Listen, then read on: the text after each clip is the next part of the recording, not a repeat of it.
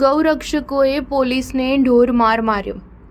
એસઆરપીના બંદોબસ્ત સાથે ગૌશાળા જતી પશુ ભરેલી ટ્રકને રોકી ગાળો ભાંડી, કોલર પકડીને વર્દી ફાડી આરોપીની જેમ ઢસેડ્યા। ડીસા પાટણ હાઈવે પર ગુજરાત નામદાર હાઈકોર્ટના હુકમના આધારે ગૌશાળાએ લઈ જવાતા પશુઓનું રક્ષણ કરતા એસઆરપી જવાનો પર હુમલો કર્યો હોવાની ઘટના સામે આવી હતી। ગૌરક્ષકોએ ગૌશાળા જતી પશુ ભરેલી ટ્રકને રોકી ગાળો ભાંડી 2 એસઆરપી જવાનને માર માર્યો હતો। પશુઓ કતલખાને લઈ જઈ રહ્યા હોવાનું કહી હંગામો મચાવતા ડીસા તાલુકા પોલીસે હુમલો કરનાર શખ્સોની અટકાયત કરી વધુ તપાસ હાથ ધરી હતી।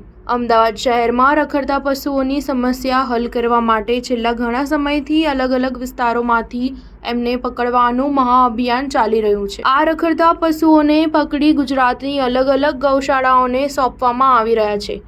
ત્યારે આ પશુઓ સહી સલામત પહોંચે માટે ગુજરાત નામદાર હાઈકોર્ટે પશુઓને પકડવાની કામગીરી દરમિયાન તેમજ ગૌશાળામાં પહોંચાડતી વખતે સુરક્ષા પૂરી પાડવા માટે એસઆરપી જવાનોએ રક્ષણ માટે હુકમ કર્યો હતો। એના આધારે અમદાવાદ શહેરમાંથી અલગ અલગ વિસ્તારમાંથી પકડાયેલા 31 પશુને 4 ટ્રક મારફત ડીસાના જૂના ડીસા પાસે આવેલી રાધેકૃષ્ણ ગૌશાળા ખાતે પહોંચાડવામાં આવી રહ્યા હતા। સુરક્ષા કરી રહેલા એસઆરપી ગ્રુપના રવિન્દ્રસિંહ, ભમ્મરસિંહ ચાવડા, ફાલ્ગુનભાઈ ગોળ અને પૂનમભાઈ ગોકળભાઈ મોદીએ તેમને ખૂબ જ સમજાવવાનો પ્રયાસ કર્યો હતો। તેમ છતાં પણ આ ત્રણેય શખ્સે સુરક્ષાકર્મીઓ સાથે બોલાચાલી કરી તેમનો ગણવેશ ફાડી ઝપાઝપી કરી ગાળો ભાંડી હુમલો કર્યો હતો। સ્ટાર ન્યૂઝ 7 હંમેશા સચ્ચાઈની